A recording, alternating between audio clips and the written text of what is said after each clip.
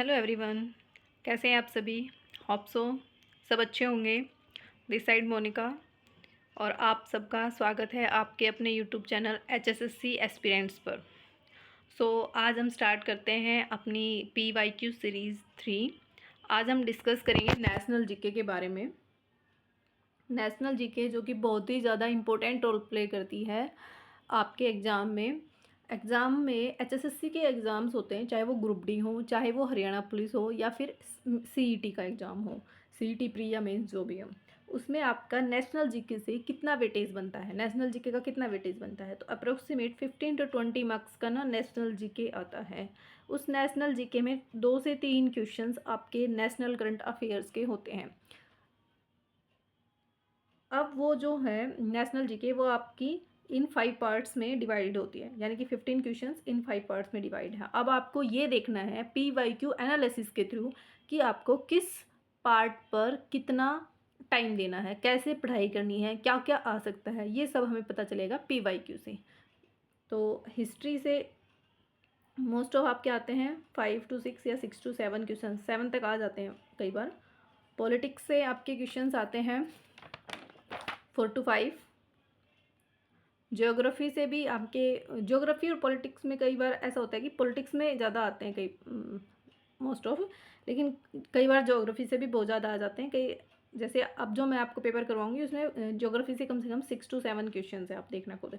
लेकिन मैंने स्टैटिक्स भी शायद इसी में काउंट कर लिया है इसलिए, वरना स्टैटिक्स से भी 3 से 4 क्वेश्चन आराम से आते हैं। आजकल जो फेवरेट टॉपिक्स हैं, इनमें जो फेवरेट टॉपिक्स है वो है एग्जामिनर्स के पॉलिटिक्स और स्टैटिक।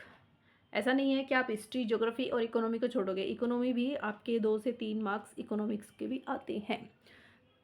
ऐसा नहीं है कि आप इन तीनों सब्जेक्ट्स को छोड़ोगे, छोड़ने वाली कोई चीज़ होती नहीं है। एक एक नंबर बहुत ही ज़्यादा ज़रूरी हो जाता है PDF में आपका नाम आने के लिए। सारे सब्जेक्ट्स इक्वल इम्पोर्टेंस है सबकी, लेकिन आपको करना कैसे है, उनमें से क्या क्या आएगा ये इम्पोर्टेंट है, पढ़ना कैसे आप उसको। जैसे पॉलिटिक्स जो है ना, वो एक छोटा सब्जेक्ट है, मतलब छोटा है, मतलब कम समय में और अच्छा तैयार हो जाता है, अच्छे से याद भी रह जाता है।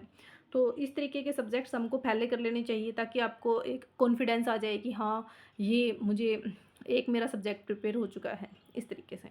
तो चलो हम टाइम वेस्ट ना करते हुए सीधा चलते हैं अपने पेपर पर। तो ये है आपका फर्स्ट क्वेश्चन। निम्नलिखित में से किस राज्य में सैडल चोटी अवस्थित है। देखिए, हम केवल ना क्वेश्चंस को ही नहीं देखेंगे, हम ये देखेंगे क्वेश्चंस कहाँ से आया है, इसको आपको कैसे रेडी करना है, आगे क्या आ सकता है इसके रेफरेंस में। ये राज्य में सैडल चोटी यानी कि चोटी के बारे में पूछा है कि ये जो चोटी है ये कौन से राज्य में स्थित है। Option A Paschim Bangal, B Andaman और निकोबार, सी गोवा और डी नारियल द्वीप। ये जो इस बच्चे ने आंसर लगा रखा है अंडमान और निकोबार, राइट आंसर है। अब आता है, इस पेपर में आपसे पूछ लिया सैडल चोटी किस राज्य में अवस्थित है, अंडमान और निकोबार में स्थित है। हो सकता है जो आपका नेक्स्ट एग्जाम हो उसमें पूछ ले कि जो सैडल चोटी है वो अंडमान और निकोबार में, किसी और चोटी के बारे में पूछ ले, माउंट एवरेस्ट की ऊंचाई पूछ ले, या कोई और चोटी के बारे में पूछ ले, या इसके पास में और कौन सा पार्क है। तो इसके पास में मैं बता देती हूँ, सैडल चोटी के पार्क में एक नेशनल पार्क है, नेशनल पार्क, उसका नाम है सैडल पीक। सैडल पीक, ठीक है। ये अंडमान और निकोबार की सबसे ऊंची चोटी है। सैडल चोटी के पास से जहाँ ये सैडल चोटी है वहाँ पर एक नदी निकलती है, उसका नाम है कलपोंग नदी। कलपोंग नदी। ये सभी क्वेश्चंस ना आप नोटबुक लेके बैठा करें और उनको लिखा करें साथ साथ। अब चलते हैं नेक्स्ट क्वेश्चंस पर। नेक्स्ट क्वेश्चन है, लोकसभा के स्पीकर के चुनाव की तिथि खालिस्तान द्वारा निर्धारित की जाती है। फर्स्ट है pro team speaker, second is Rajya Sabha अध्यक्ष, थर्ड है संसदीय मामलों के मंत्री, और डी है उक्त में से कोई नहीं। पहले तो आप ना क्वेश्चन को समझो। लोकसभा का स्पीकर, लोकसभा का स्पीकर मतलब लोकसभा का अध्यक्ष, उसका चुनाव कब होगा ये कौन निर्धारित करता है। लोकसभा का अध्यक्ष है वो। तो संसद, लोकसभा क्या है, संसद के अंदर आ रही है ना। राज्यसभा और लोकसभा मिलके और राष्ट्रपति तीनों मिलकर क्या बनाते हैं, संसद बनाते हैं। और संसद का जो जितने भी काम होते हैं, संसद की जितनी भी प्रक्रिया होती है, उनका कार्य संचालन होता है, वो सब कौन करता है, प्रेसिडेंट ऑफ इंडिया, यानी कि राष्ट्रपति करता है। इस ऑप्शंस में कहीं भी राष्ट्रपति नहीं है, तो इसका राइट आंसर है डी, उक्त में से कोई नहीं। लोकसभा का स्पीकर यानी कि जो अध्यक्ष है वो आता है आर्टिकल 93 में। आप ऐसे क्वेश्चंस याद करो, ये हो सकता है नेक्स्ट क्वेश्चन में पूछ ले कि आर्टिकल में कौन से में आता है, 93 में। आर्टिकल 93 में लोकसभा के स्पीकर यानी कि अध्यक्ष और उपाध्यक्ष दोनों के बारे में बताया गया है कि। चलते हैं नेक्स्ट क्वेश्चन पर। नेक्स्ट क्वेश्चन है, निम्नलिखित में से कौन प्रसिद्ध वाक्य एक अनियंत्रित कलम नष्ट करने की सेवा करती है के लिए जाना जाता है। फर्स्ट आंसर क्वेश्चन ऑप्शन है लियो टॉल्स्टॉय, सेकंड है जॉन रस्किन, सी महात्मा गांधी और डी है स्वामी विवेकानंद। तो इसका राइट आंसर है महात्मा गांधी। महात्मा गांधी ने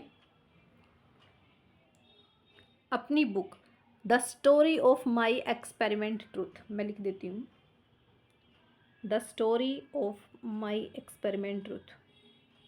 देखो कितना हार्ड क्वेश्चन दिया है ना, एक्सपेरिमेंट ट्रूथ, ज़्यादातर यही पूछते थे the story of my experiment truth किसने लिखी है। अब उसमें से एक वाक्य दे दिया कि ये किसका है, थोड़ा हार्ड बन गया, थोड़ा एक्स्ट्रा दे दिया है, लेकिन अब हमें याद हो गया, PYQ में हमने इसको याद कर लिया, तो अब जब कोई नेक्स्ट पेपर होगा तो हमें ये इजी याद, आसानी से हम इसको टिक कर पाएंगे।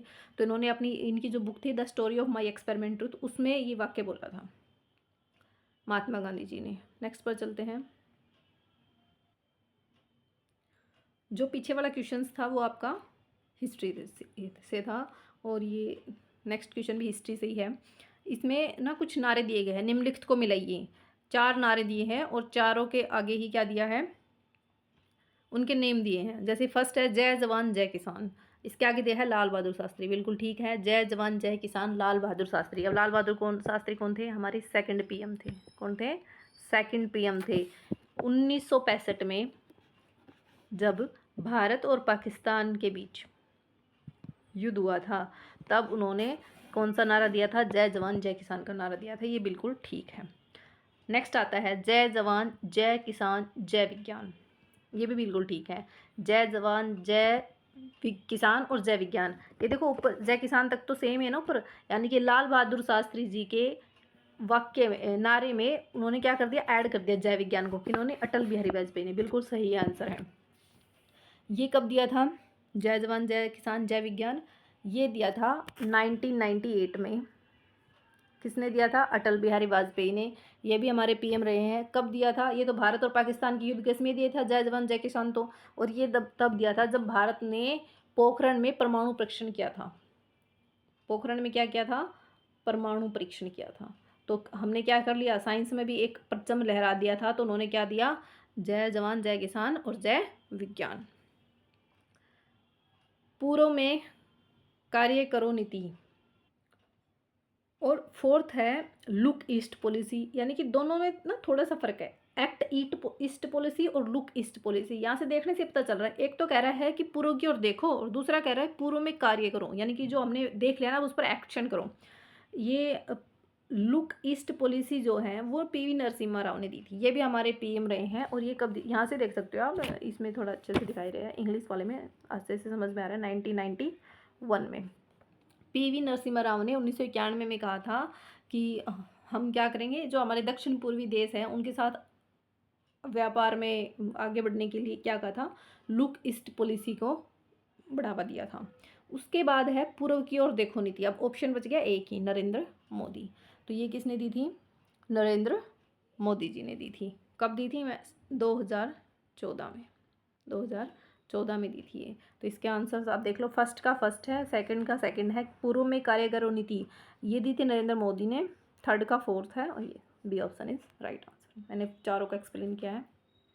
नेक्स्ट पर चलते हैं। नेक्स्ट क्वेश्चन आपका है रंजीत सागर बांध, ये हम बोल सकते हैं स्टैटिक से, स्टैटिक जिक्के से आता है, ये फिक्स होते हैं। जैसे कि ये बांध, इस पर एक बार जो बांध बन गया वो फिक्स है।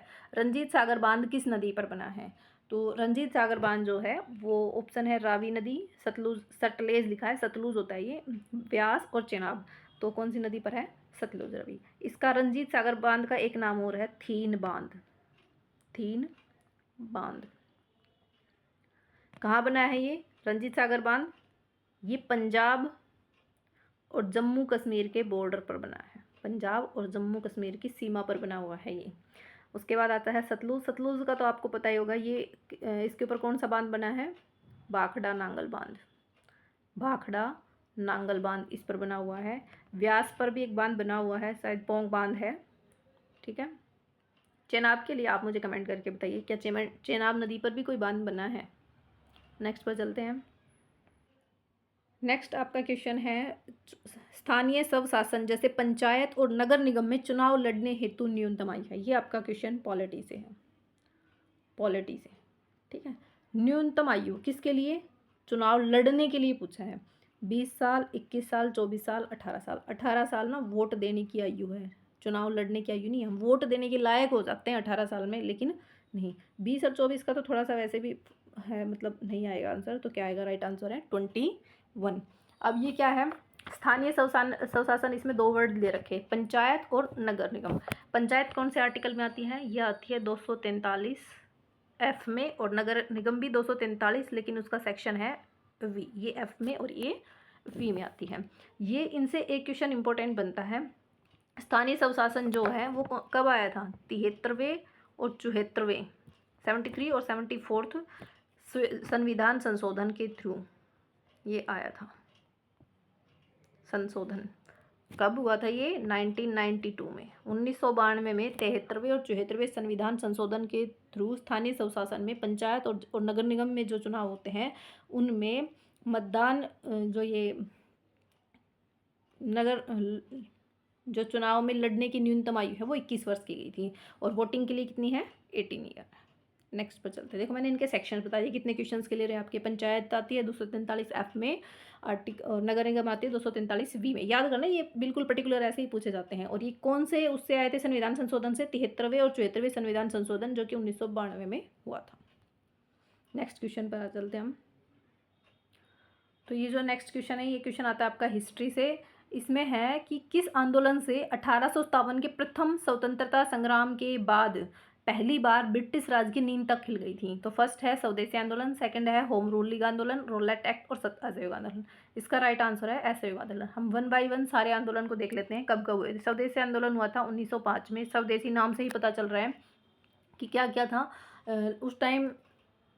कौन थे? लॉर्ड कर्जन थे, इंग्लैंड से यहाँ पे बंगाल के जो गवर्नर थे, क्या नाम था? हाँ, और लोगों ने क्या किया था? अपने देश की चीज़ें यूज़ करने लग गए थे। ब्रिटिश की जो चीज़ें थी उनका क्या करने लग गए थे?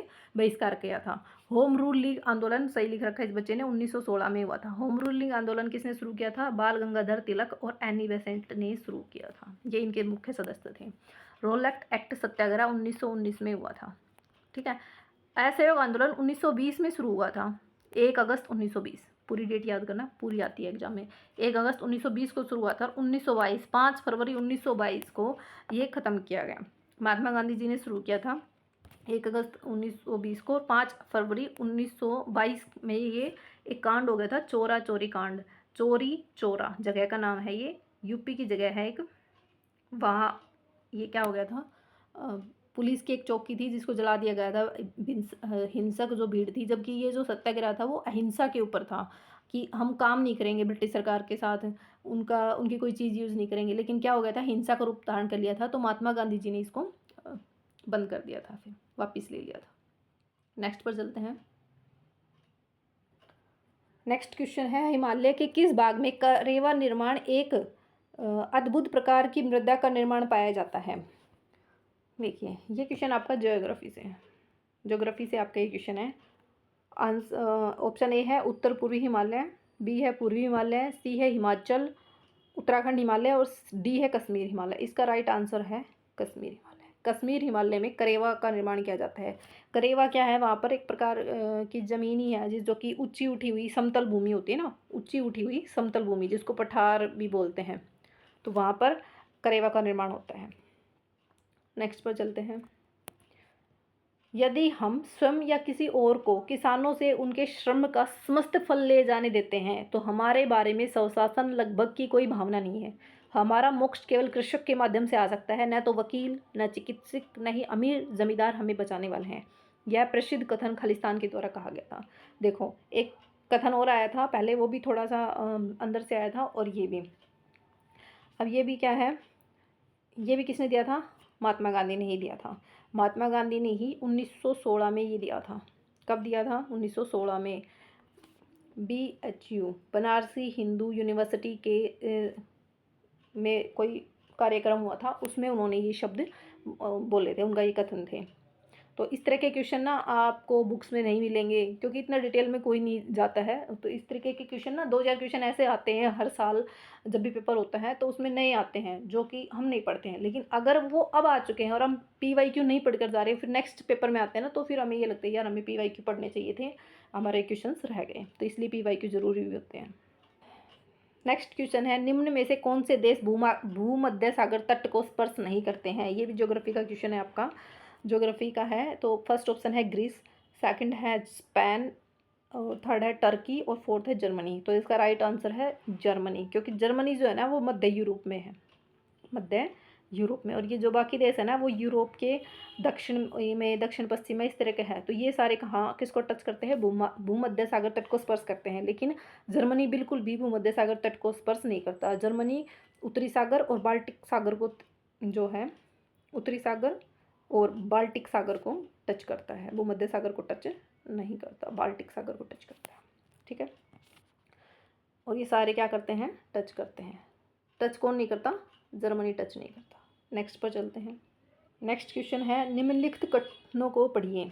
ये क्षेत्र गर्म है और वर्ष भर भारी वर्षा प्राप्त करते हैं। चूंकि कोई विशेष शुष्क ऋतु नहीं है, अंततः वृक्ष अपनी पत्तियां नहीं गिराते। ये घने वन भूमध्य रेखा के निकटवर्ती क्षेत्रों और कटिबंधों के निकट पाए जाते हैं। इसमें सी तक ही है, ये क्वेश्चन मैंने लिया था। इसका D all of the above है। तो ये क्वेश्चन क्या कह रहा है? ये भी हमारा ज्योग्राफी का ही क्वेश्चन है, वन के बारे में पूछा है। ये क्षेत्र गर्म है और वर्ष भर भारी वर्षा, भारी वर्षा का मतलब 200 सेंटीमीटर से ऊपर की वर्षा हो रही है। कोई विशेष शुष्क ऋतु है ही नहीं, तो वृक्ष अपनी पत्तियां नहीं गिराते। मतलब कभी कोई वृक्ष गिराता है, कभी कोई वृक्ष, सारे वृक्ष एक साथ नहीं गिराते। तो ये क्या रहते हैं? हरे भरे रहते हैं, सदाबहार वन है ये। ठीक है, ये घने वन भूमध्य रेखा के निकटवर्ती क्षेत्रों और कटिबंधों कहाँ पाए जाते हैं? भूमध्य रेखा के पास में पाए जाते हैं। तो इन वनों को क्या बोलते हैं? ये कौन से वनों की खासियत है? उष्ण कटिबंधीय वनों की। इसका आंसर फोर्थ नहीं है, अब याद आ गया मुझे। उष्ण कटिबंधीय वन या सदाबहार वन, उष्ण कटिबंधीय सदाबहार वन बोला जाता है इनको। लिख ले आप, उष्ण कटिबंधीय सदाबहार वन। नेक्स्ट पर चलते हैं। नेक्स्ट क्वेश्चन है, एक कॉरपोरेट संस्था जो हाल ही में विश्व में $2 ट्रिलियन सार्वजनिक, देखो हाल ही में पूछा है, ये पेपर है 2018 का, और 2018 की उस टाइम की करंट आई हुई है। तो इसका आंसर तो मैं आपको बता देती हूँ, अमेजिन। अभी इसका कोई रेलेवेंट नहीं है, अभी जो करंट चल रही है उससे रिलेटेड ये क्वेश्चन आएगा। तो ये उस टाइम की करंट का क्वेश्चन था। नेक्स्ट है, किसने शाहजहाँ का म्यूर सिंहासन लूटा? ये हिस्ट्री से आपका क्वेश्चन है। शाहजहाँ का म्यूर सिंहासन और कोहिनूर हीरा, सबको पता होगा जिसने भी थोड़ी बहुत हिस्ट्री पढ़ रखी होगी। म्यूर सिंहासन और कोहिनूर जो हीरा है वो नादिर शाह लूट कर ले गया था। अब नेक्स्ट क्वेश्चन में आ सकता है कौन सी ईयर में लेकर गया था? तो 1739 में लेकर गया था। ये पूछ सकता है कि जो म्यूर सिंहासन और कोहिनूर हीरा नादिर शाह लेकर गया था, उस टाइम दिल्ली का जो सिंहासन है वो किसके पास था? तो उस टाइम कौन था? मोहम्मद शाह रंगीला। कौन था राजा? मोहम्मद शाह रंगीला। उस टाइम ये बादशाह थे, मोहम्मद शाह रंगीला। ठीक है, अब एक बार ऑप्शंस पर निगाह मार लेते हैं। नेक्स्ट है तैमूर। तैमूर के बारे में जब आपने हिस्ट्री पढ़ी होगी तो तैमूर के बारे में भी पढ़ा था। तैमूर भी यहाँ पर आया था इंडिया में। तैमूर मध्य एशिया से आता था, और ये एक मंगोल था। ये आया था 1398 में आया था दिल्ली के आसपास। तो ये बाद में लेके गए हैं इसको। तो 1398 में दिल्ली आया था तैमूर, दिल्ली पर आक्रमण किया था इसने। अहमद शाह अब्दाली, वही अहमद शाह अब्दाली है जिसने 1761 में पानीपत की जो थर्ड लड़ाई हुई थी, तीसरी लड़ाई, पानीपत का तीसरा युद्ध, उसमें अहमद शाह अब्दाली ने मराठों को हरा दिया था। अब्दू अली के बारे में कोई ख़ास जानकारी नहीं है इसके बारे में। नेक्स्ट क्वेश्चन पर चलते हैं। भारत में लोकतांत्रिक विकेंद्रीकरण योजना की स्थापना की संस्तुति किस समिति ने की? क्वेश्चन है पॉलिटी से।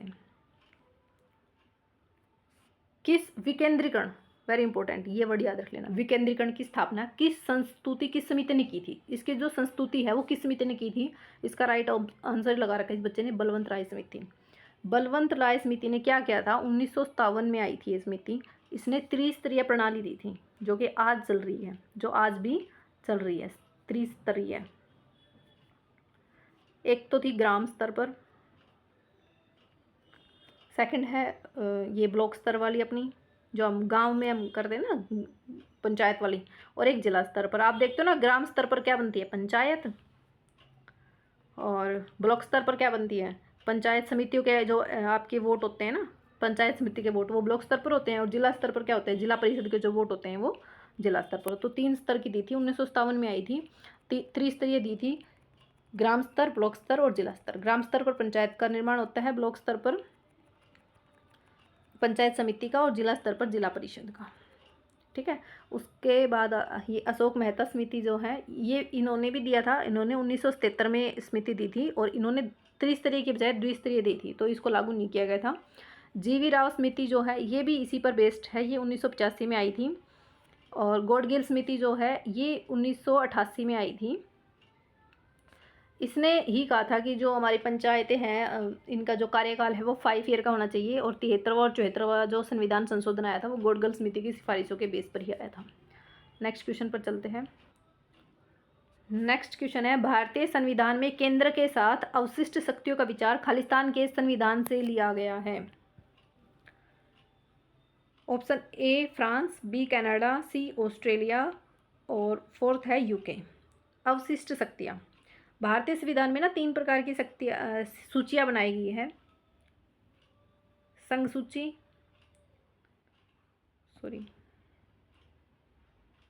राज्य सूची और समवर्ती सूची। उस टाइम पे ये 3 सूचियाँ बनी थी। ये आती है आर्टिकल 248 में। इन सूचियों के अलावा, संघ सूची, राज्य सूची और समवर्ती सूची के अलावा, जो कोई भी टॉपिक जो है वो उसमें उस टाइम शामिल नहीं था, उसको अवशिष्ट शक्तियों में शामिल कर दिया गया था। और ये कनाडा से लिया था, कनाडा के संविधान से हमने एक कॉपी किया था। ठीक है। आप मुझे ऑस्ट्रेलिया से हमने समवर्ती सूची ली थी। आप मुझे बताना कि फ्रांस और यूके से हमने क्या क्या लिया है। भारतीय संविधान में फ्रांस और यूके से क्या क्या लिया गया है। नेक्स्ट क्वेश्चन पर चलते हैं। तो ये थे आपके सारे नेशनल जीके के क्वेश्चन, PYQ। सारे ही क्वेश्चन एकदम बढ़िया थे, अच्छे से तैयारी किया बच्चा इसको इजीली मतलब अटेम्प्ट कर सकता था। अगर आपको मेरी ये वीडियो अच्छी लगी तो प्लीज़ लाइक करें, शेयर करें और सब्सक्राइब करें। आपका एक लाइक, एक शेयर, एक सब्सक्राइब मुझे अगली वीडियो बनाने के लिए मोटिवेट करता है। मैं अपने पूरे एफर्ट चलूँगी। अगर आपको किसी भी चीज़ से रिलेटेड कोई भी क्वेरी हो तो प्लीज़ कमेंट बॉक्स में छोड़ें। और इसकी PDF के लिए आपको अगर ये PDF फॉर्म में चाहिए तो मैं आपको ये मेरे टेलीग्राम लिंक पर अवेलेबल करवा दूँगी। वीडियो के डिस्क्रिप्शन में जाकर आप टेलीग्राम लिंक से टेलीग्राम को ज्वाइन कर सकते हैं। Thank you.